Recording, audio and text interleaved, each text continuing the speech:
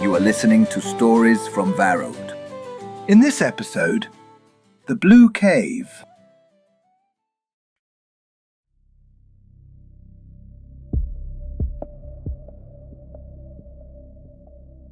She removed her backpack and sat down.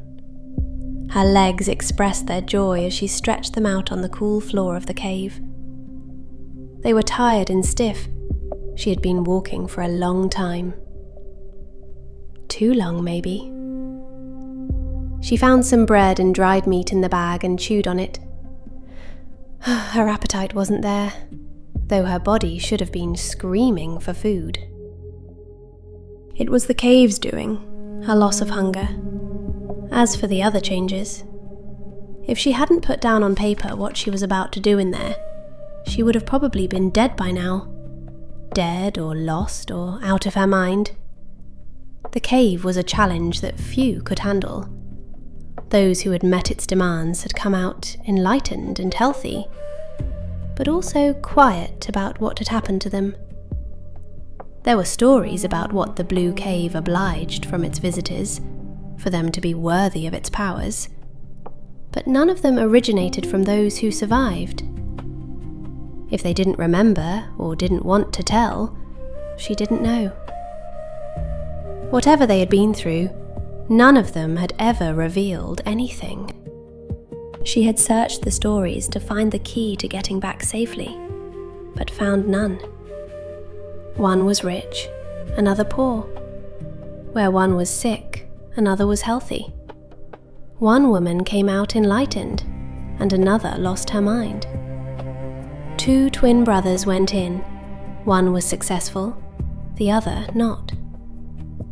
Out of 5 brave adventurers, 2 never returned, and the other 3 most likely returned like ghosts and out of their minds. One in about 20 came back out with the mission accomplished. She had never been able to figure out what they did that made them special. She had walked into the Blue Cave without a clue if she had the right qualifications. All she had was a firm determination and the stories told of those driven insane. And they were concordant on one thing. The cave ate their minds. There was always light, though there should have been complete darkness down in the mountain.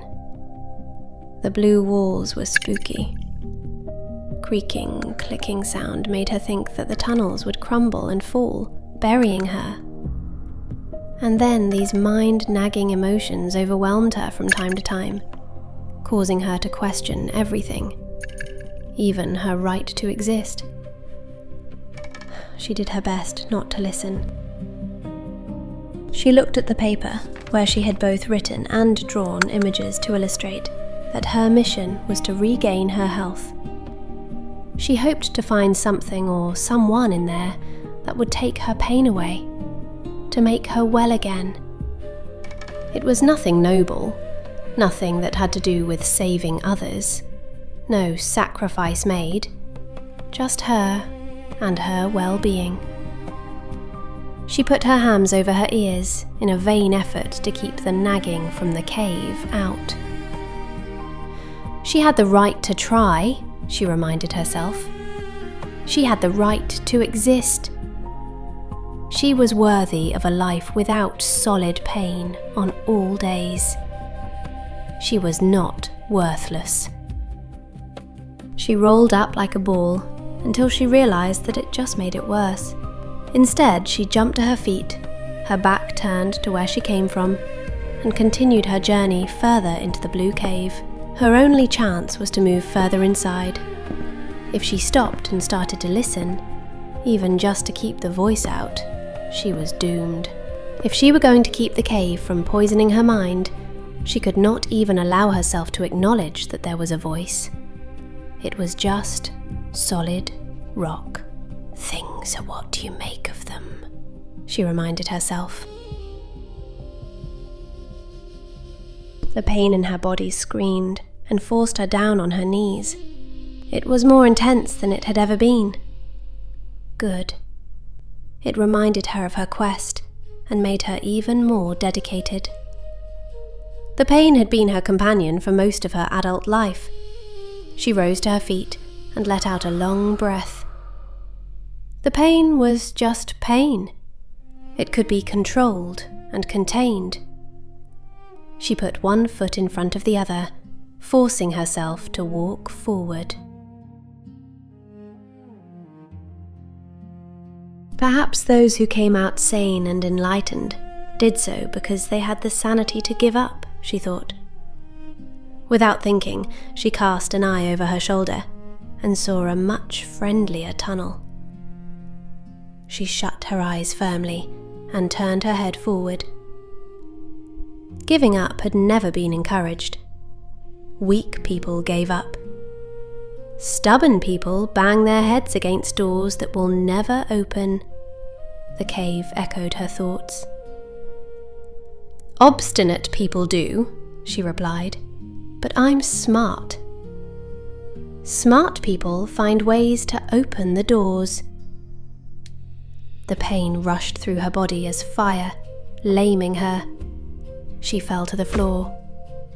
The coolness felt comfortable as a bed, and she had to force herself up to her knees, crawling forward.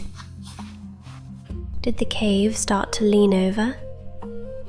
Was she climbing? She looked around and saw the path as a steep hillside behind her. A foot slipped, causing a small stone to fall in what was now a shaft. Her hands were about to grab for a hold that did not exist on the flat floor when she closed her eyes, keeping her palms firmly to the ground, and continued to crawl. The surface under her changed. The tickling of grass was unmistakable. She opened her eyes. The cave was behind her. She had just crawled out of its opening.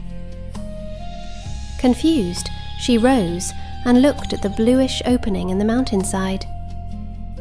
She had returned, with her mind intact. And, she realized, without the pain.